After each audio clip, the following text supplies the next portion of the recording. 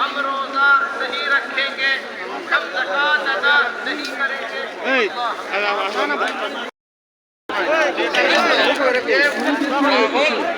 মসজিদের পরিবেশটাকে আমরা আমল দ্বারা এমন ভাবে বানাইতে হইবে যে মানুষ ইরাদা নিয়ে আসুক না কেন।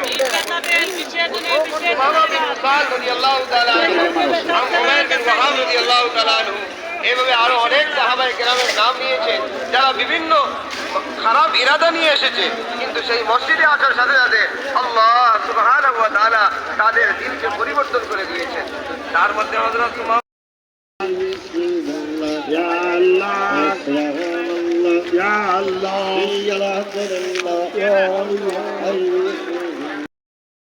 সরকার হুকুমের কথা আমরা কিন্তু আমরা জানি, শরীয়তের হুকুম কি, সুন্নাত কি, কিন্তু তারপরে আমাদের জীবনে এই আল্লাহর এই হুকুম, সরকার হুকুম আমাদের জীবনে আসতেছে। কারণ কি? এটাই বলছেন আমরা 1400 বছর পরে আমাদের কাছে সেই ইলম জ্ঞান আছে, কিন্তু তার ঈমান না থাকার কারণে, কি আমাদের সেই ঈমান সাহাবায়ে কেরামের দৌরে মসজিদের সাথে সম্পর্ক থাকার কারণে যে ঈমান আসছে, সেই ঈমানের দুনিয়ায় প্রত্যেকটা আল্লাহর হুকুমের উপরে আমল করা সহজ হয়ে গিয়েছে।